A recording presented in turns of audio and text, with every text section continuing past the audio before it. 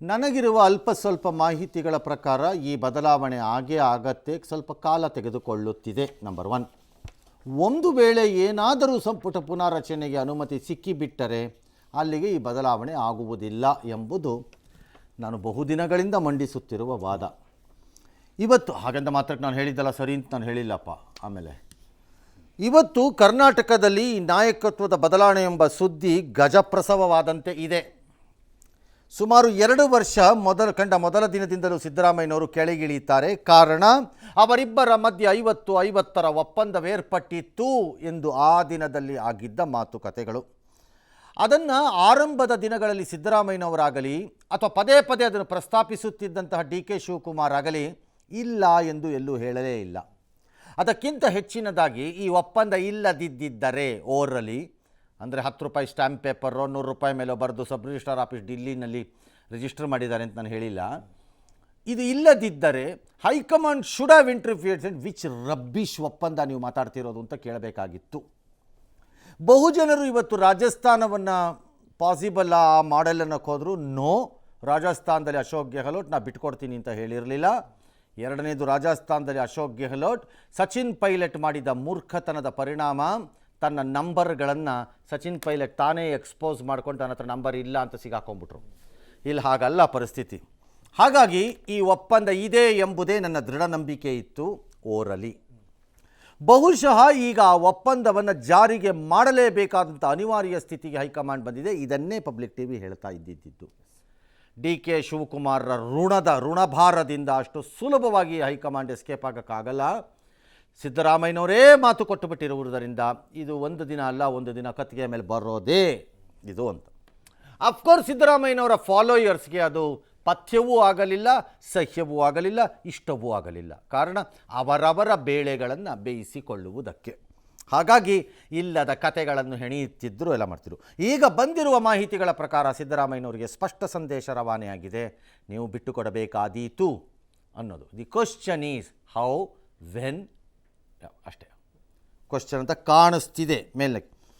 ಈ ಮಧ್ಯೆ ಮುಖ್ಯಮಂತ್ರಿಗಳ ಆಫರ್ನ ನಾನು ಹೇಳ್ತಾ ಇದ್ದೆ, ಕೇರಳ ಮಾಡೆಲ್ನಲ್ಲಿ ಒಂದಿಷ್ಟು ಕಾಂಪ್ರಮೈಸ್ ಫಾರ್ಮುಲಾ ಬರಬಹುದು ಅಂತ ನಾನು ಲಾಸ್ಟ್ ವೀಕಲ್ಲಿ ಹೇಳ್ತಿದ್ದೆ.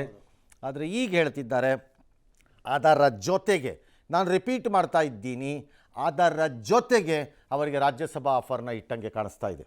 ಅಂದರೆ ಕೇರಳ ಮಾಡೆಲ್ನಲ್ಲಿದ್ದಂತಹ KC ವೇಣುಗೋಪಾಲ್ ಅವರ ಮೇಲುಗೈ ಸಾಧಿಸಿದ್ದೇನಿತ್ತು ಸಂಪುಟ ಪುನಾರಚನೆಯಲ್ಲಿ, ಅದು ಈಗಲೂ ಸಿದ್ದರಾಮಯ್ಯನವರಿಗೆ ಜಾಗ ಇದೆ ಎನ್ನೋದೇ ನನ್ನ ನಂಬಿಕೆ.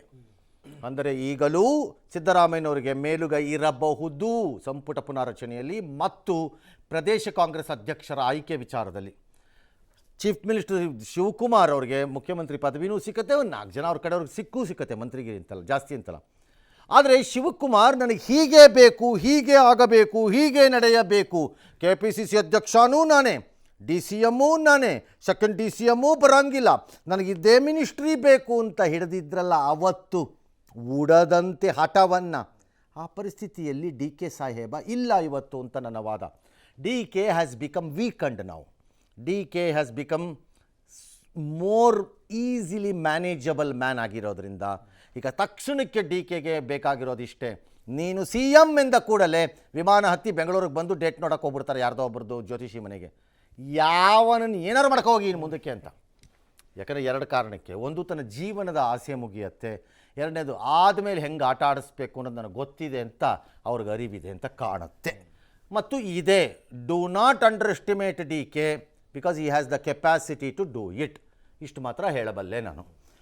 ಇನ್ನು ಈ ಕುರ್ಚಿ ಕಿತ್ತಾಟವನ್ನು ಹೀಗೆ ನಡ್ಕೊಂಬಂದಿದ್ದು ಇವತ್ತಿಗೆ ಯಾಕೆ ಶೆಡ್ಯೂಲ್ ಆಯಿತು ಮತ್ತು ಇವತ್ತು ಯಾಕೆ ಅಂತಿಮವಾಗಿ ಢಮಾರ್ ಅಂತ ಆಚೆ ಬಂದು ಅವರ ಅಪ್ಪ ಅನೌನ್ಸ್ ಮಾಡಿದ್ರಲ್ಲ ಏರ್ಪೋರ್ಟಲ್ಲಿ, you will have a new chief minister ಅಂತ ವೀರೇಂದ್ರ ಪಾಟೀಲ್ರಿಗೆ ಇವರ ಅಪ್ಪ ಅನೌನ್ಸ್ ಮಾಡಿದ್ರು.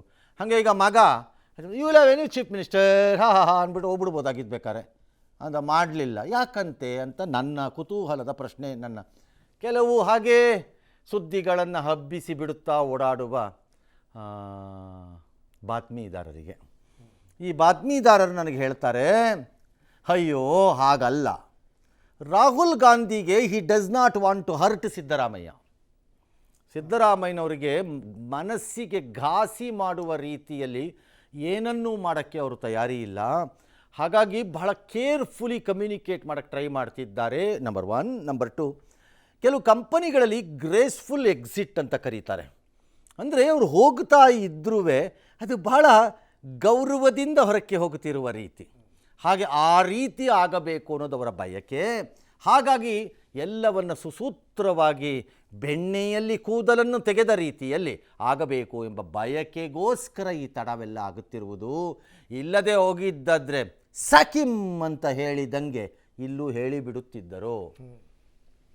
ಎಲ್ಲಿ ಸಕಿಮು ರಾಜಣ್ಣ ಹೇಳುತ್ತಿದ್ರು ಇಲ್ಲುವೇ ಅಲ್ಲೂ, ಅಥವಾ ಇನ್ಯಾರೋ ಅವ್ರು ಯಾರೋ ಪೊಲಿಟಿಕಲ್ ಸೆಕ್ರೆಟರಿ ಇದು ಹಂಗೆ ಹೇಳೋರು, ಅದು ಹಂಗಲ್ಲ ಕೇಸು ಅಂತ ಬಾತ್ಮೀದಾರರು ಹೇಳುತ್ತಿದ್ದಾರೆ. ಇದರ ಪರಿಣಾಮ ಇವತ್ತು ಮುಂದಕ್ಕೆ ಹೋಗಿದ್ರೆ ಎಲ್ಲಿವರೆಗೂ ಹೋಗುತ್ತೆ? ಬಹುಜನರ ಆಸೆ ಅಥವಾ ಬಹುಜನರ ಲೆಕ್ಕಾಚಾರದ ಪ್ರಕಾರ ರಾಜ್ಯಸಭಾ ಚುನಾವಣೆಗೂ ಈ ಬದಲಾವಣೆಗೂ ಯಾವ ಸಂಬಂಧವೂ ಇಲ್ಲ. ಮುಖ್ಯಮಂತ್ರಿಯಾಗಿ ಸಿದ್ದರಾಮಯ್ಯ ಇದ್ದರೂ ಅದೇ ಫಲಿತಾಂಶ, ಮುಖ್ಯಮಂತ್ರಿಯಾಗಿ ಇಲ್ಲದಿದ್ದರೂ ಅದೇ ಫಲಿತಾಂಶ, ಈ ನಾನ್ ಚೀಫ್ ಮಿನಿಸ್ಟರ್ ಆದರೂ ಅದೇ ಫಲಿತಾಂಶ, ಎಲ್ಲ ಫಲಿತಾಂಶನೂ ಅದೇ. ಎರಡನೇದು, ರಾಜ್ಯಸಭಾ ಚುನಾವಣೆಯಲ್ಲಿ ಭಾಳ ದೊಡ್ಡ ಪಾತ್ರವಿಲ್ಲ. ಈಗಿರುವ ಮಾಹಿತಿ ಪ್ರಕಾರ ಒಂದು ಖರ್ಗೆ, ಎರಡನೇದು ಹೊರಗಡೆಯವರು ಯಾರೋ ಒಬ್ಬರು, ಇನ್ನೊಂದು ಇಲ್ಲಿ ಲೋಕಲ್ಲು. ಒಂದು ವೇಳೆ ಚೀಫ್ ಮಿನಿಸ್ಟ್ರೇ ಏನಾದರೂ ಒಪ್ಕೊಂಡ್ಬಿಟ್ರೆ ರಾಜ್ಯಸಭೆಗೆ ಹೋಗೋಕ್ಕೆ ಒಪ್ಪಲ್ಲ. ಅವ್ರ ಆಫರ್ನ CM ರಾಜ್ಯಸಭಾ ಆಫರ್ ಕೊಟ್ಟಿದ್ದಾರೆ ಅವ್ರಿಗೆ ಅಂತ ಹೇಳ್ತಿದ್ದಾರೆ, ಒಪ್ಪಲ್ಲ ಅವರು. ಬಿಕಾಸ್ ದೀರ್ಘಕಾಲದ ಹಿಂದೆ ಅವ್ರು ನನ್ನ ಜೊತೆ ಹೇಳಿದ್ದು ನನಗಿನ್ನೂ ನೆನಪಿದೆ. ನೋಡು, ನನಗೆ ದಿಲ್ಲಿ ಒಗ್ಗಲ್ಲ, ನನಗೆ ದಿಲ್ಲಿ ಆಗಲ್ಲ 2-3 ಕಾರಣಕ್ಕೆ. ಒಂದು, ನನಗೆ ಆ ವೆದರ್ ಒಗ್ಗಲ್ಲ. ಎರಡನೇದು, ನನಗೆ ಆ ಉತ್ತರ ಭಾರತದ ಹಿಂದಿ ಸಾಮ್ರಾಜ್ಯದಲ್ಲಿ ನನಗೆ ಕಾಲ ಕಳೆಯೋಕ್ಕೆ ಸಾಧ್ಯ ಇಲ್ಲ. ಮೂರನೇದು, ನನಗೆ ಭಾಷೆ ಮೇಲೆ ಯಾವುದೇ ಹಿಡಿತ ಇಲ್ಲ ಅದರಲ್ಲಿ. ಹಾಗಾಗಿ ನಾನು ಈ ವಯಸ್ಸಲ್ಲಿ ಅಲ್ಲೋಗಿ ಮಾಡಬೇಕಾದ್ದಾದರೂ ಏನು ನನಗೆ ಬೇಕಿಲ್ಲ ಅಂತ ಹಿಂದೆಯೇ ಬೇರೆ ರೂಪ ಒಂದರಲ್ಲಿ ಅವರಿಗೆ ಆಫರ್ ಬಂದಾಗ ಇದನ್ನು ಹೇಳಿದರು. ಹಾಗಾಗಿ ಈಗ ಒಪ್ಕೋತಾರೋ ಇಲ್ವೋ ನನಗೆ ಗೊತ್ತಿಲ್ಲ. ಬಟ್ ಹೈಕಮಾಂಡಿಗೆ ಬೇಕು ಅವರು ರಾಜ್ಯಸಭೆಗೆ. ಹೇಗೆ ಎಂದರೆ, ದೇವೇಗೌಡ ಧರ್ಮಸಿಂಗ್ ಅವರನ್ನು ಸರ್ಕಾರ ರಚನೆ ಮಾಡಿಸಿದಾಗ ಕಾಂಗ್ರೆಸ್ ಹೈಕಮಾಂಡ್, ಅಂದರೆ JDS ಸಪೋರ್ಟ್ ತೊಗೊಂಡು ಧರ್ಮಸಿಂಗ್ ಆದಾಗ ಕೃಷ್ಣ ಅವರನ್ನು ಇಲ್ಲಿಂದ ಆಚೆ ಎತ್ತೋದ್ರು ರಾಜ್ಯಪಾಲರ ರೂಪದಲ್ಲಿ ಮಹಾರಾಷ್ಟ್ರಕ್ಕೆ ಹಾಕಿ. ಅಂದರೆ ಆ ವ್ಯಕ್ತಿಗಳು ಇಲ್ಲಿರಬಾರದು, ಸುಮ್ಮನೆ ಕಿರುಕುಳ ಅಂತ. ಅದೇನು ಭ್ರಮೆಯೋ, ಮಹಾರಾಷ್ಟ್ರದಲ್ಲಿ ಕುಳಿತಿರುವ ಕೃಷ್ಣ ಅವರು ಈಗಿಲ್ಲ, ಬೆಂಗಳೂರಿಗೆ ಬಂದು ಮಾಡಲಿಕ್ಕೆ ಆಗಲ್ವಾ? ರಾಜ್ಯಸಭೆಗೆ ಹೋಗುವ ಸಿದ್ದರಾಮಯ್ಯ ಏನಲ್ಲೇ ಗೂಟ ಹೊಡ್ಕೊಂಡು ಕೂತ್ಕೋಬೇಕಾ ಡೆಲ್ಲಿನಲ್ಲಿ? ಇಲ್ಲಿ ವಾಪಸ್ ಬಂದು ಮಂಗಳೂರಿನಲ್ಲಿ ಕೂತ್ಕೊಂಬಿಟ್ಟು ಮನೆಯಲ್ಲೇ ಮದವಪ್ಪ ಅಂದ್ಕೊಂಡು ಸ್ಟಾರ್ಟ್ ಮಾಡೋಕ್ಕಾಗಲ್ವೇ? ಅದೇನೋಪ್ಪ ನನಗೆ ಅರ್ಥ ಆಗಲ್ಲ. ಒಟ್ಟು ಕಳಿಸ್ಬಿಡೋದು, ಆಚೆಗೆ ಕಳಿಸ್ಬಿಡೋದು. ಈ ಕಳಿಸ್ಬಿಡೋ ಸ್ಕೀಮಲ್ಲಿ ಹೈಕಮಾಂಡ್ ಈ ಆಫರ್ ಕೊಟ್ಟಿರಬೇಕು. ಮೋಸ್ಟ್ಲಿ ಸಿದ್ದರಾಮಯ್ಯ ಅದಕ್ಕೆ ಒಪ್ಪಲಿಕ್ಕಿಲ್ಲ ಅನಿಸತ್ತೆ ನನಗೆ ಇರುವ ಮಾಹಿತಿಯಲ್ಲಿ. ಬಟ್ ಇವತ್ತು 7 ಗಂಟೆಗಳ ಕಾಲ ದೀರ್ಘ ಚರ್ಚೆ ನಡೆಸಿದ ನಂತರ ಬಂದರು 4 ಜನ ಹೊರಕ್ಕೆ. AICC ಇಂದಿರಾ ಭವನ ಆಫೀಸಿನಿಂದ ಸುರ್ಜೇವಾಲಾ, ವೇಣುಗೋಪಾಲ್, ಸಿದ್ದರಾಮಯ್ಯ ಹಾಗೂ ಶಿವಕುಮಾರ್ ಬಂದು ಹೇಳಿದ್ರು, ಯಾರು ಹೇಳಿದ್ದು ನಿಮಗೆ ನಾಯಕತ್ವ ಬದಲಾವಣೆ ಅಂತ? ನಾವು ರಾಜ್ಯಸಭೆ ಮತ್ತು ಪರಿಷತ್ ಚುನಾವಣೆಯ ಬಗ್ಗೆ ಬಂದಿದ್ವಿ, ಚರ್ಚೆ ಮಾಡಿದ್ವಿ 6:30-7 ಗಂಟೆ ಕಾಲ. ಯಾವುದ್ರ ಬಗ್ಗೆ? ರಾಜ್ಯಸಭೆ. ಯಾವುದ್ರ ಬಗ್ಗೆ? ಪರಿಷತ್ ಬಗ್ಗೆ. ಏನು ಕಿವಿಲಿ ಹೂವಿಟ್ಕೊಂಡಿದ್ದೀವ ಇಲ್ಲಿ ನಾವು? ನೀವು ಬಕರಾಗಳು ಅಂದರೆ ನಾವು ಬಕರಾಗಳ? ನೀವು ಬಕರಾಗಳ ನೀವು ಅಂತ ಅನ್ಕೊಂಬಿಡಿ. ನಮ್ಮನ್ನು ಯಾಕೆ ಬಕರಾ ಮಾಡೋಕ್ಕೆ ಹೋಗ್ತೀರಿ? ಯಾರಿಗೆ ಬಂದು ಬಿಡ್ತೀರಿ ಇಂಥ ಬುರುಡೇನ? 7 ಗಂಟೆ ದೇಶವ್ಯಾಪಿ ರಾಜ್ಯಸಭಾ ಚುನಾವಣೆ ನಡೀತಾ ಇದೆ. ಯಾವ ರಾಜ್ಯನೂ ಕರೆದಿಲ್ಲವಂತೆ ಚರ್ಚೆಗೆ, ಕರ್ನಾಟಕ ಮಾತ್ರ ಚರ್ಚೆ ಅಂತೆ. ಏನು 26 ಸೀಟ್ ಇದೆ ಇಲ್ಲಿ, ಅಲ್ಲದು ಕೊಣ ಅಂತ 3 ಸೀಟಿಗೆ ಯಾರಿಗೆ ಬಿಡ್ತೀರಿ ಇಂಥ ರೈಲನ್ನು? ಈ KC ವೇಣುಗೋಪಾಲ್ ಚೀಫ್ ಮಿನಿಸ್ಟರ್ ಸಿಕ್ಕಲಿಲ್ಲ ಅಂದಮೇಲೆ ಒಂದು ಸ್ವಲ್ಪ ಸುಳ್ಳಾರು ಹೇಳಬಾರ್ದು, ನಿಜಾನಾರು ಹೇಳಬೇಕು. ಸುಮ್ಮನೆ ಬುರುಡೆ ಬಿಡ್ತಾರೆ ಪಾರ್ಟಿ ಕೂತ್ಕೊಂಡು. ಇಂಥ ಬುರುಡೆ ಎಲ್ಲ ನೋಡ್ಬಿಟ್ಟಿದ್ದೀವಿ. ನೀವು ಅಂದ್ಕೊಂಡಿರ್ಬೋದೇನೋ ಬಕರಾಗಳು ಇಲ್ಲಿ ನನ್ನ ಮುಂದೆ ನಿಂತಿರೋರು ಅಂತ. ನೀವು ಬಂಡರು, ನೀವು ನಿಮ್ಗೆ ಇಷ್ಟ ಬಂದಂಗೆ ನಾಲಿಗೆಯನ್ನು ಅಳ್ಳಾಡಿಸೋರು ನೀವುಗಳು. ಅದಕ್ಕೆ ನಿಮ್ಮನ್ನು ಯಾರಿಗೂ ಮಾನ ಮರ್ಯಾದೆ ಇಲ್ಲ ಅಂತ ನನ್ನ ವಾದ. ನಾವು ಫೂಲ್ಸ್ ಅಲ್ಲ. 7 ಗಂಟೆ ಚರ್ಚೆ ನಡೆದ ಮೇಲೆ ಏನು ನಡೆದಿದೆ ಚರ್ಚೆ ಅಂದರೆ ಇದೇ ಚರ್ಚೆ. ಅದು ಏನು, ರಾಜ್ಯಸಭಾ ಚುನಾವಣೆಯನ್ನು ಸಿದ್ದರಾಮಯ್ಯವ್ರ ಜೊತೆ ಸಪ್ರೇಟ್ ಅಂತೆ, ಶಿವಕುಮಾರ್ ಜೊತೆ ಸಪ್ರೇಟ್ ಅಂತೆ. ಏಯ್, ಸುಳ್ಳು ಹೇಳೋಕ್ಕೂ ಒಂದು ಕಲೆ ಬೇಕು, ಅದು ಒಂದು ಆರ್ಟು. ಸುಮ್ಮನೆ ಬುರುಡೆ ಬಿಟ್ಕೊಂಡು ಬಂದವನ್ನೆಲ್ಲ ಸುಳ್ಳು ಹೇಳೋಕ್ಕೆ ಬರಲ್ಲ. ಕೆಲವರು ಬಕರಾಗಳ ಥರ ನಿಜ ಹೇಳ್ಬಿಡ್ತಾರೆ. ನೀವು ನಿಜ ಹೇಳೋಗಿರೋಕೆ ಅಂತ ಅನ್ಕೋಬೇಕು ನಾನು. ಅಯ್ಯ ನಿಮ್ಮ ಸರಿ ಅಷ್ಟಲ್ವಾ? ಇದೆಲ್ಲ ಆದಮೇಲೆ ಈಗ ಅಷ್ಟು ಹೇಳಿಬಿಟ್ಟು ಹೊರಟರು. ಆದರೆ ನಡೆದಿರುವುದೇನು ಅಂತ ಈಗ ಮುಂದಕ್ಕೆ ಹೇಳ್ಕೊಂಡು ಹೋಗೋಣ, ಹೌದಾ? ಈ ಮಧ್ಯೆ ಮುಖ್ಯಮಂತ್ರಿಗಳು ಆಯಿತು ನಡೀರತ್ತ ಕಡೆಗೆ ಅಂತ ಹೇಳಿ ಜಾರ್ಜ್ ಮನೆಯಲ್ಲಿ ಊಟ ಮುಗಿಸ್ಕೊಂಡು ಬೆಂಗಳೂರು ಕಡೆಗೆ ಹೊರಡ್ತಾರೆ ಅಂತ ಸುದ್ದಿ ಇದೆ. ಹೊರಟಿದ್ದಾರೆ, ಈಗ ಹೊರಟೇ ಆಗೋಗಿದೆ. ಅಲ್ಲಿಗೆ ನನ್ನ ಲೆಕ್ಕಾಚಾರದಲ್ಲಿ Mr. Siddaramaiah, the Honorable Chief Minister of Karnataka has been informed that you have to resign ಅಂತ ನನಗನ್ನಿಸ್ತಿದೆ.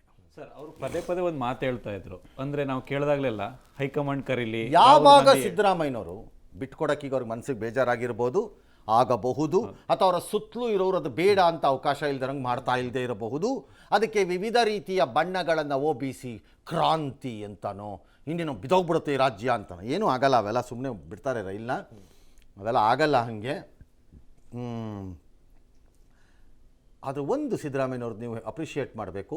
ಅವರು ಎಂದೂ ಹೇಳಿಲ್ಲ ರಾಹುಲ್ ಗಾಂಧಿ ಏನು ಹೇಳ್ತಾರೆ ಅದು ಮಾಡ್ತೀನಿ, ಹೈಕಮಾಂಡ್ ಏನು ಹೇಳುತ್ತೆ ಅದು ಮಾಡ್ತೀನಿ. ಇವತ್ತು ಹೈಕಮಾಂಡ್ ಹೇಳಿದೆ ಅನ್ನೋದು ನನ್ನ ನಂಬಿಕೆ. ಸರಿನೋ ತಪ್ಪೋ ನಂಗೆ ಗೊತ್ತಿಲ್ಲ, ಅದು ಬೇರೆ ವಿಚಾರ, ಬಟ್ ಹೇಳಿದೆ ಅಂತ ನನ್ನ ನಂಬಿಕೆ. ಅಲ್ಲ ಸರ್, ಈ ಡೆಲ್ಲಿಲಿ ಆ ಮಾತು ಕೊಟ್ಟು ಈ ಬೆಂಗಳೂರಿಗೆ ಬಂದ ಮೇಲೆ ಏನಾದರೂ ಮೈಂಡ್ ಸೆಟ್ ಚೇಂಜ್ ಆಗ್ಬೋದಾ? ಈ ಸಂಘರ್ಷ ಮಾಡ್ಬೋದು, ಮಾಡೋಕ್ಕಾಗಲ್ಲ ಅಂತಿಲ್ಲ. What is that mind set change ಅಂದರೆ he has to become a rebel. Chief minister ತನ್ನ ವಯಸ್ಸು ಮತ್ತು ತಮ್ಮ ಶಕ್ತಿ, ಆ ಶಕ್ತಿಯ ಒಳಗಡೆ ವಿವಿಧ ರೀತಿಯ ಶಕ್ತಿಗಳು, ಇವೆಲ್ಲವನ್ನು ಪರಿಗಣಿಸಿಕೊಂಡು ಅಂತಹ ದುಸ್ಸಾಹಸಕ್ಕೆ ಕೈ ಹಾಕುವುದಿಲ್ಲ ಅಂತ ನನ್ನ ನಂಬಿಕೆ. ದೀರ್ಘಕಾಲದಿಂದ ಅವರನ್ನು ಬಲ್ಲವರಾಗಿ ಮುಖ್ಯಮಂತ್ರಿ ಸಿದ್ದರಾಮಯ್ಯನವರಿಗೆ ಒಬ್ಬ ರಾಜಕೀಯ ವ್ಯಕ್ತಿಯಾಗಿ ಅರಿವಿದೆ ಒಂದು ಪಕ್ಷ ಅಥವಾ ರೆಬೆಲ್ ಆದರೆ ಏನಾಗತ್ತೆ ಅನ್ನೋದು. ಐ ಥಿಂಕ್ ಚೀಫ್ ಮಿನಿಸ್ಟರ್ ಸಿದ್ದರಾಮಯ್ಯನವರು ಆ ರೀತಿ ಪ್ರತ್ಯೇಕ ಪಕ್ಷವನ್ನು ಕಟ್ಟುವ ಅವಕಾಶವನ್ನು ದೀರ್ಘಕಾಲದ ಹಿಂದೆ ಕಳ್ಕೊಂಡ್ಬಿಟ್ರು. ಯಾಕಂದರೆ ಅವತ್ತು ಅವ್ರಿಗೆ ಇದ್ದಿದ್ದ ಭಯ ಜಾತಿ ವ್ಯವಸ್ಥೆ ನನ್ನನ್ನು ಏನು ಮಾಡುತ್ತೋ, ನಂಬರ್ 1. ನಂಬರ್ 2, ಹಣಕಾಸು ವಿಚಾರದಲ್ಲಿ ನಾನು ಸೋತೋಗ್ಬಿಡ್ತೀನಿ ಅಂತ ಅನ್ನೋದು ನಂಬರ್ 2. ಇದೆರಡೂ ಆದಾಗ ನನ್ನ ಜೊತೆ ಯಾರೂ ಉಳ್ಕೊಳ್ಳಲ್ಲ ಅನ್ನೋ ಭಯ 3ನೇದು. ಹಾಗಾಗಿ ಅದೇ ಭಯಗಳು ಈಗಲೂ ಅವ್ರಿಗಿದೆ ಅಂತ ನಾನು ಅಂದ್ಕೊಂಡಿದ್ದೀನಿ. ಹಾಗಾಗಿ ಇನ್ಯಾವ ದೊಡ್ಡ ಬದಲಾವಣೆ ಆಗಲಿಕ್ಕಿಲ್ಲ ಅಂತ ನನ್ನ ವಾದ. ಬಟ್ ಬಾರ್ಗೈನಿಂಗಲ್ಲಿ 2 ಸೀಟ್ ಎಕ್ಸ್ಟ್ರಾ ಕ್ಯಾಬಿನೆಟ್ಟು ಅಥವಾ KPCC ಈ ಥರ ನಡೀಬೋದು. ಸರ್, ಬ್ರೀತಿಂಗ್ ಪೀರಿಯಡ್ ಥರ ಈ ಸಮಯ ಸಿಕ್ಕಾಗ ಏನೆಲ್ಲ ಮಾಡ್ಬೋದು, ಅಥವಾ ನಾವು ಅಡಿಷನಲಿ ಪ್ರೆಷರ್ ಮಾಡೋಕ್ಕಾಗಲ್ಲ. ಯಾಕೆ ಅಂದರೆ ಇವರ ವಿರುದ್ಧ BJP JDSನವ್ರು ಯಾರಾದರೂ ಪ್ಲಾಟ್ ಮಾಡ್ತಾ ಇದ್ದಿದ್ದರೆ ಈ ಬ್ರೀತಿಂಗ್ ಸ್ಪೇಸಲ್ಲಿ ಅವ್ರ ಕಡೆಯವ್ರು 8 ಜನ ಎಳೆದು ಬಿಡೋಣ, ಅವ್ನಿಗೆ ಆಫರ್ ಕೊಟ್ಬಿಡೋಣ, ಅವ್ನಿಗೆ ಎಳ್ಕೊಂಬಂದ್ಬಿಡೋಣ, ಅವ್ನಿಗೆ ಕಾಸಿಸ್ಬಿಡೋಣ ಅಂತ ಏನೋ ಒಂದು ಪ್ಲಾನ್ ಮಾಡ್ಬೋದು. ಇಲ್ಲಿ 1 man decision and high command decision, that will not change. That is not going to change. ಅದನ್ನು ಚೇಂಜ್ ಮಾಡೋಕ್ಕೆ ಬೆಂಗಳೂರು ಕೂತ್ಕೊಂಡು ಹೆಂಗೆ ಚೇಂಜ್ ಮಾಡ್ತೀರಿ? ಅಲ್ಲೇ ಚೇಂಜ್ ಮಾಡಬೇಕು ನಿಂತು ನೀವು. ನಾನು ಅದನ್ನೇ ನೆನ್ನೆ ಹೇಳಿದ್ದು. ಭೈರತಿ, MB ಪಾಟೀಲ್ರು, ನೀವು ಜಾರ್ಜು ಇವ್ರನ್ನೆಲ್ಲ ಕಟ್ಕೊಂಡು ಹೋದರೆ ಗುಂಪಲ್ಲಿ ಏನಾಗಲ್ಲ, it doesn't make any difference ಅಂತ ಹೇಳಿದ್ದು. ಅವರು ಆಟೋಮೆಟಿಕ್ಕಾಗಿ ಚೇಂಜ್ ಆಗಿಬಿಡ್ತಾರೆ ಸರ್, ಇದು ಗೊತ್ತಾಗ್ತಿದ್ದಂಗೆ. ರಾಜಕಾರಣದಲ್ಲಿ ಆಟೋಮ್ಯಾಟಿಕ್ ಅಲ್ಲ, ಸುಮ್ಮನೆ ಅದಾಗದೆ ಆಗಿಬಿಡುತ್ತೆ. ಅಂದರೆ ಈ ಈ ಈ ಈ ಪ್ರಕೃತಿಯಲ್ಲಿರುವ ಋತುಗಳ ರೀತಿ ಯಾರನ್ನು ಕಾಯಲ್ಲ. ಅದು ಚಳಿಗಾಲ, ಮಳೆಗಾಲ ಡಿಂಗ್ ಡಿಂಗ್ ಡಿಂಗ್ ಅಂತ ಹೋಗ್ತಾ ಇರುತ್ತೆ. ಹಾಗೆ ಇವರು ಯಾರನ್ನು ಕಾಯಲ್ಲ, ಹಾಗೆ ಹೋಗ್ತಾ ಇರುತ್ತೆ. ಅದು ಪರಿಸ್ಥಿತಿ ಜೊತೆ ಹೊಂದ್ಕೊಂಡು ನಾಳೆ ಬೆಳಿಗ್ಗೆ ಈಗ ನಮ್ಮ ಲೀಡ್ರ್ ಏನು ಹೇಳ್ತಾರೆ ಹಂಗಪ್ಪ ಅಂತ ಸ್ಟಾರ್ಟ್ ಆಗತ್ತೆ ಒಬ್ರು, ನೀವು ಅಷ್ಟೇ ಮುಗೀತು ಕತೆ. ಹಾಗಾಗಿ ರಾಜಕಾರಣದಲ್ಲಿ ನಿರಂತರವಾಗಿ ಆ ರೀತಿಯ ಲಾಯಲ್ಟಿ ಹೆಗ್ಡೆ ಜೊತೆ ಒಂದು 6-7 ಜನ ತೋರಿಸಿದ್ದು ಬಿಟ್ಟರೆ, ಬಂಗಾರಪ್ಪನವ್ರ ಜೊತೆ ಒಂದು 5-6 ಜನ ತೋರಿಸಿದ್ದು ಬಿಟ್ಟರೆ, ಯಡಿಯೂರಪ್ಪನವ್ರಂತ ಅವ್ರ ಜೊತೆ ಒಂದು 3-4 ಜನ ತೋರಿಸಿದ್ದು ಬಿಟ್ಟರೆ ಯಾರಿದ್ದಾರೆ? ವೀರೇಂದ್ರ ಪಾಟೀಲ್ ಜೊತೆ ಒಬ್ಬರೋ ಇಬ್ಬರೋ ತೋರಿಸಿದ್ದು ಬಿಟ್ಟರೆ, ಅರಸರ ಜೊತೆ 4, 3, 2 ಕಾಲು ಅರ್ಧನೋ ತೋರಿಸಿದ್ದು ಬಿಟ್ಟರೆ ಅಲ್ಲಿ ತೋರಿಸಿ ನೋಡೋಣ, ತೋರಿಸಿ ಇಲ್ಲ. ಸರ್, ಈ ಮ್ಯಾರಥಾನ್ ಮೀಟಿಂಗ್ ಅಂದರೆ ಎಲ್ಲೊಂದು ಕಡೆ ಯಾರು ಸಿದ್ದರಾಮಯ್ಯ ಅವ್ರಿಗೆಲ್ಲ ಹರ್ಟ್ ಆಗದ ನಾವು ನಿಮ್ಮಿಬ್ಬರನ್ನು ಕರೆಸಿದ್ದು ನನ್ನನ್ನು ಪ್ರಶ್ನೆ ಕೇಳೋಕ್ಕಲ್ಲ, ನೀವು ಹೇಳಿ ಅಂತ ಕರೆಸಿರೋದು. ನೀವು ನಮ್ಮನ್ನು ಪ್ರಶ್ನೆ ಕೇಳಕ್ಕ ಕರೆಸಿರೋದು. ಎಲ್ಲೋ ರೀತಿ ಹರ್ಟ್ ಆಗಿರೋ ರೀತಿಯಲ್ಲಿ ಸ್ಮೂತ್ ಮೂವಿಂಗ್ ಇರಲಿ ಅನ್ನೋ ರೀತಿಯಲ್ಲಿ ಹೈಕಮಾಂಡ್ ಪ್ರಯತ್ನ ಪಡ್ತಾ ಇತ್ತು. ಅದನ್ನೇ ಹೇಳಿದ್ದು ನಾನು. ನನಗೆ ಇದ್ದಿದ್ದ ಮಾಹಿತಿ ಮೊದಲಿಂದಾನು Rahul was soft on Siddaramaiah, no doubt. ಏನಕ್ಕೆ ಅರಿವಿತ್ತು ಒಪ್ಪಂದ ಇದೆ ಇಲ್ಲಿ ಒಂದು ಅನ್ನೋದು. ಆದರೆ ಆ ಒಪ್ಪಂದದ ಮಧ್ಯೆ he did not want 2 things. Number 1, ನಾನು ಒಬ್ಬ OBC ಲೀಡರ್ನ ತೆಗೆದೆ ಅನ್ನೋ ಅಪವಾದಕ್ಕೆ ಗುರಿಯಾಗುವುದು, ನಂಬರ್ 1. ನಂಬರ್ 2, OBC ಲೀಡರ್ನ ತೆಗೆದ ಎಂಬ ಅಪವಾದಕ್ಕೆ BJPಯಿಂದ ತಗಲಾಕೊಳ್ಳೋದು. ಇವ್ರು ಮಾತೆತ್ತಿದ್ರೆ ಬ್ಯಾಕ್ವರ್ಡ್ ಕ್ಲಾಸಸ್ ಇದು ಅಂತಿರ್ತಾರಲ್ಲಪ್ಪ ಇವರು. ಯಾರು ಹೇಳಿ? Pocket man Rahul Gandhi. Pocket man ಅಲ್ರಿ, ಜೋಬಲ್ ಹಿಂಗೆ ಯಾಕಂಡು ಓಡಾಡ್ತಿರ್ತಾರೆ ಸಾಹೇಬ್ರು, ಅದೊಂದು ಚೇಂಜ್ ಮಾಡ್ಬೇಕು ಅವರು. ಏನೇನು ಸೊ ಹಾಗಾಗಿ ಅಲ್ಲಿಗೆ ತಗಲಾಕೊಳ್ಳೋದು ಬೇಡ ಅಂತಿತ್ತು. ಹಾಗಾಗಿ ಹಿ ವಾಸ್ ಪ್ರಾಬಬಲಿ ಇದು. 3ನೇದು ಭಾಳ ಇಂಪಾರ್ಟೆಂಟು ನನಗಿದ್ದಿದ್ದ ಮಾಹಿತಿನಲ್ಲಿ. ಯಾಕೆ ಇಷ್ಟು ತಡ ಆಯಿತು ಅಂತ, ನಾನು ಮೊನ್ನೆನೂ ಯಾರ್ದೋ ನಿಮ್ಗಳ ಜೊತೆ ಮಾತಾಡ್ತಾ ಇದ್ದಾಗ ಈ ತಿಂಗಳಲ್ಲಿ ಆಗಬೇಕಾಗಿತ್ತು, ಇದು ಏನಿದು ಕತೆ, ಇದು ಹಿಂಗೆ ಎಳ್ಕೊಂಡು ಹೋಗ್ತಿದಾರಲ್ಲ ಇವ್ರುಗಳು ಅಂತ. ಮೂರನೇದವ್ರಿಗೆ ಏನಿತ್ತು ಅಂತಂದರೆ ಅವ್ರಿಗೆ ಫೀಡ್ಬ್ಯಾಕ್ ಇದ್ದಿದ್ದು ಕರ್ನಾಟಕದಿಂದ ಅನ್ಬಿಲೀವಬಲ್ ಡ್ಯಾಮೇಜ್ ಕಾಂಗ್ರೆಸ್ಗೆ ಆಗೋಗ್ಬಿಡುತ್ತೆ ನೀವು ತೆಗೆದಾಗ ಅನ್ನೋದು. ಹಾಗಾಗಿ ಆ ಭಯ ಇತ್ತು ಅವ್ರಿಗೆ, ನಾನೇ ಏನಾದ್ರು ಮಾಡಿ ಹಾಳು ಮಾಡಿಬಿಟ್ರೆ ಏನು ಮಾಡೋದು, ಇರುವ ಏಕೈಕ ರಾಜ್ಯ. ಯಾಕೆ ಅಂತಾರೆ, ಕರ್ನಾಟಕದಲ್ಲಿ ಕಾಂಗ್ರೆಸ್ ಅಧಿಕಾರವನ್ನು ಕಳ್ಕೊಂಡು BJP ಇದೇ ರೀತಿ ನಾಗಾಲೋಟದಲ್ಲಿ ಅಧಿಕಾರವನ್ನು ಹಿಡಿಯುತ್ತಾ ಹೋದರೆ ರಾಜ್ಯಗಳಲ್ಲಿ ಮತ್ತು ಕೇಂದ್ರದಲ್ಲಿ, I think Congress is completely over, decimated, dead. ಕಾಂಗ್ರೆಸ್ಗೆ 10 ವರ್ಷ ಕರ್ನಾಟಕದಂಥ ರಾಜ್ಯ, ಆ ದಿನ ಮಿಸ್ಟರ್ ಕಾಂಗ್ರೆಸ್ಮೆನ್ಗಳ ಕೇಳಿಸ್ಕೊಳ್ಳಿ, ಆ ದಿನ 1999-2004ನಲ್ಲಿ SM ಕೃಷ್ಣ ಇಲ್ಲದೆ ಹೋಗಿದ್ದರೆ ನಿಮ್ಮ ಸ್ಥಿತಿ ಆಗೋಗ್ತಿತ್ತು, ನನಗರಿವಿದೆ. ಇವತ್ತು ನಾನು ಅದನ್ನು ಹೇಳಿದ್ರೆ ನಿಮ್ಮಲ್ಲಿ ಭಾಳ ಜನಕ್ಕೆ ಇಷ್ಟ ಆಗದೇ ಇರಬಹುದು. I know which elections var funded by Karnataka, I know which neighbouring state was funded by Karnataka. ಯಾವ ನೆರೆಯ ರಾಜ್ಯದ ಮುಖ್ಯಮಂತ್ರಿ ಆಗಬಹುದಾದ ವ್ಯಕ್ತಿ ಬಂದು ಕೃಷ್ಣ ಕಾಲಿಗೆ ಬಿದ್ದಿದ್ದು ನಾನು ನೋಡಿದ್ದೀನಿ. ಯಾರು ಹೇಳ್ತೀರಿ ಬಂದು? ಐ ಹ್ಯಾವ್ ಸೀನ್, ನನ್ನ ಕಣ್ಣಲ್ಲಿ ಲಾರ್ಡ್ ಕೃಷ್ಣ ಅಂತ ಬಂದು ಬಿದ್ದಿದ್ದನ್ನು ನೋಡಿದ್ದೀನಿ ಫಂಡಿಂಗಲ್ಲಿ. ಹಾಗಾಗಿ ಕರ್ನಾಟಕ ಈಗ ಮತ್ತೆ ಅದೇ ಪೊಸಿಷನಲ್ಲಿ ಕೂತಿದೆ ಫಂಡಿಂಗಲ್ಲಿ ನಿಮಗೆ. ಹಾಗಾಗಿ ಕರ್ನಾಟಕ ಎಂಬುದು ಒಂದೇ ATM ಕಾಂಗ್ರೆಸ್ಗಿರೋದು. ಮಹಾರಾಷ್ಟ್ರ ಇತ್ತು, ಅದು ಕಳ್ಕೊಂಡಿದ್ದೀರಿ. ಬಟ್ ಮಹಾರಾಷ್ಟ್ರ ಎಂದೂ ಗ್ರೇಟ್ ಅಲ್ಲ. ತೆಲಂಗಾಣ ಅವರು ಸ್ವಲ್ಪ ಡ್ರಾಮಾ ಅದು. ಇನ್ನು ಕೇರಳದಿಂದ 3 ಕಾಲು ಆಣಿ ಬರಲ್ಲ. ತೀರ್ಮಾನ ಮಾಡೋದು KC ವೇಣುಗೋಪಾಲ್ ಇರ್ಬೋದು, ಪಂಚ ಕಟ್ಕೊಂಬಂದು, ಅದು ಪ್ರಶ್ನೆ ಬೇರೆ. 3 ಕಾಲು ಆಣಿ ಬರಲ್ಲ ಅಲ್ಲಿಂದ. ತಮಿಳ್ನಾಡಲ್ಲಿ ಸಿಗಲ್ಲ ದುಡ್ಡು. ಈಗೇನೋ ಇದು ಪೋಸ್ಟ್ ಬಂದಿದೆ, ಅದ್ರಲ್ಲಿ ಎಷ್ಟು ಸಿಕ್ಕತ್ತೋ ಗೊತ್ತಿಲ್ಲ. ಉತ್ತರ ಪ್ರದೇಶ ಕಳ್ಕೊಂಡಾಗಿದೆ. ಗುಜರಾತಿಂದ ದುಡ್ಡು ಬರೋ ರಾಜ್ಯ, ದುಡ್ಡು ಬರಲ್ಲ. ಎಲ್ಲಿಂದ ಬರಬೇಕು ದುಡ್ಡು? ಕರ್ನಾಟಕ ಒಂದೇ ಈಗ ಸದ್ಯಕ್ಕೆ. ಇದನ್ನು ಕಳ್ಕೊಂಡ್ರೆ ಯು ಆರ್ ಫಿನಿಶ್ಡ್. ಅದಕ್ಕೆ ಅವ್ರು ಎಚ್ಚರಿಕೆಯಿಂದಿರೋದು. ಹಾಗಾಗಿ ಅವ್ರು ಏನೂ ಮಾಡಲ್ಲ. DK ಶಿವಕುಮಾರ್ಗೆ ಇದು ಅನಿವಾರ್ಯ ಅನಿಸುತ್ತೆ ಸರ್. ಸಿದ್ದರಾಮಯ್ಯ ಅವ್ರನ್ನಷ್ಟು ಚೆನ್ನಾಗಿ ಇಟ್ಕೋಬೇಕಂತ, ಜೊತೆಗೆ ಮೂವ್ ಆಗಬೇಕು, ಅವ್ರಿಗೆ ಹರ್ಟ್ ಆಗದ ರೀತಿಯಲ್ಲಿ. ನ್ಯಾಚುರಲಿ DKಗೆ ಎಲ್ಲರನ್ನೂ ಕ್ಯಾರಿ ಮಾಡಬೇಕಾಗಿರೋದು ಭಾಳ ಇಂಪಾರ್ಟೆಂಟು. OBC ಡಿಸ್ಟ್ರಾಕ್ಟ್ ಆಗ್ದಂಗೆ ನೋಡ್ಕೋಬೇಕು, ನಂಬರ್ 1. ನಂಬರ್ 2, ಕುರುಬರು ಸ್ಪ್ಲಿಟ್ ಆಗದಂಗೆ ನೋಡ್ಕೋಬೇಕು. ಹೋಗ್ಬಿಡ್ತಾರೆ ಅಂತ ನಾನು ಹೇಳಲ್ಲ. ಕುರುಬರು ಸಿದ್ದರಾಮಯ್ಯವ್ರನ್ನ ಇಳಿಸಿದ ತಕ್ಷಣ ಹೋಗ್ಬಿಡ್ತಾರೆ ಎಲ್ಲೋ ಒಂದು ಕಡೆಗೆ, ಯಾಕಂದರೆ ಅವ್ರಿಗೆ ಹೋಗೋಕ್ಕೆ ಜಾಗ ಇಲ್ಲ. ಅದು ಈ ಮುಸ್ಲಿಂ ಪರಿಸ್ಥಿತಿ ಬಂದು ಕೂತಿದೆ ಕುರುಬಾಗೀಗ. ಅವ್ರಿಗೆ ಆಲ್ಟರ್ನೇಟ್ ಲೀಡರ್ ಕಾಣಿಸ್ತಿಲ್ಲ ಇನ್ನೊಂದು ಯಾವುದೋ ಪಕ್ಷದಲ್ಲಿ ಹಾರಿ ಆ ಕಡೆ ಹೋಗೋಕ್ಕೆ. ಅಂತಹ ಒಂದು ಶಕ್ತಿಯನ್ನು ಅವಕಾಶ ಇದ್ದಾಗ ಈಶ್ವರಪ್ಪನವ್ರು ಬೆಳೆಸ್ಕೊಳ್ಳಿಲ್ಲ ಹೌದು ಅವರು. ಹಾಗಾಗಿ ನಿಮಗೆ ಎಲ್ಲಿಗೆ ಹೋಗ್ಬೇಕು, ಅವ್ರು ಯಾರು ಲೀಡರ್ನ ನಂಬ್ಕೊಂಡು ಹೋಗ್ಬೇಕೀಗ. ಹಾಗಾಗಿ ಅದು ಸ್ಪ್ಲಿಟ್ ಆಗ್ದಂಗೆ, ಅದ್ರ ಸ್ಪ್ಲಿಟ್ ಆಗಿಬಿಡ್ಬೋದು ಬೇಕಾರೆ, ಲೋಕಲ್ ಲೆವೆಲ್ಗಳಲ್ಲಿ ಸ್ಪ್ಲಿಟ್ ಆಗಿಬಿಡ್ಬೋದು ಬೇಕಾರೆ. ಅದಾಗದಂಗೆ ನೋಡ್ಕೋಬೇಕು. OBC ಡಿಸ್ರಪ್ಟ್ ಆಗ್ದಂಗೆ ನೋಡ್ಕೋಬೇಕು. ಎಲ್ಲದಕ್ಕಿಂತ ಇಂಪಾರ್ಟೆಂಟು ಶೆಡ್ಯೂಲ್ ಕಾಸ್ಟ್ ಲೆಫ್ಟನ್ನು ಒಪ್ಪಿಸ್ಕೋಬೇಕು. ಈ ಚಾಲೆಂಜ್ ಅವ್ರಿಗಿರುತ್ತೆ. ಒಕ್ಕಲಿಗರದ್ದು ಪ್ರಾಬ್ಲಮ್ ಅಲ್ಲ. DK ಆಗೋದ್ರಿಂದ ಸ್ವಲ್ಪ ಹೆಚ್ಚಿನ ಕೆಲಸ ಮತ್ತು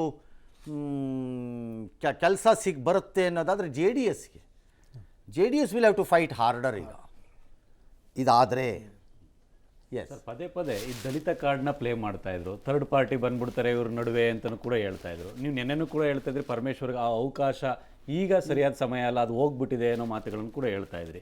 ಅಂದರೆ ಎಲ್ಲೋ ಒಂದು ಕಡೆ ಈ ರಾಜ್ಯದಲ್ಲಿ 2 ಬಾರಿ ದಲಿತರಿಗೆ ಮುಖ್ಯಮಂತ್ರಿಗಳಾಗಬಹುದಾದ ಅವಕಾಶ ಬಂದಿದ್ದಿರೋದು ನನ್ನ ಪ್ರಕಾರದಲ್ಲಿ 2 ಬಾರಿ, ಅದಕ್ಕಿಂತ ಜಾಸ್ತಿ ಬಂದಿಲ್ಲ. ಇನ್ನು ಹಿಂದಿಂದೆಲ್ಲ ಕತೆ ನಾನು ಹೇಳಲ್ಲ. ಒಂದು ಖರ್ಗೆಗಿದ್ದಿದ್ದು ಜಾಗ, ಅದಾಗಲಿಲ್ಲ. And he was deserving it, number 1. ಎರಡನೇದು doctor Parameshwar, and he was deserving it ಅವತ್ತಿಗೆ, ಅದಾಗಲಿಲ್ಲ. ಈಗ ಯಾಕೆ ಆಗಲ್ಲ ಅಂತ ನಾನು ಹೇಳ್ತೀನಿ ನಿಮಗೆ. ಬಿಟ್ವೀನ್ ಸಿದ್ದರಾಮಯ್ಯ ಆ್ಯಂಡ್ ಶಿವಕುಮಾರ್ ಮಧ್ಯ ನೀವು ಥರ್ಡ್ ಪಾರ್ಟಿನ particularly say Parameshwar as Dalit ತಂದ್ರಿ ಅಂತ ಇಟ್ಕೊಳ್ಳಿ. Parameshwar belongs to Dalit right. ಆಗಲೇ ಲೆಫ್ಟು ಡ್ಯಾಮೇಜ್ ಆಗೋಗಿದೆ. ನೀವು ರೈಟಲ್ಲಿ ಮಾಡಿದ ತಕ್ಷಣ ಮತ್ತೆ ಡ್ಯಾಮೇಜ್ ಆಗುತ್ತೆ. 1.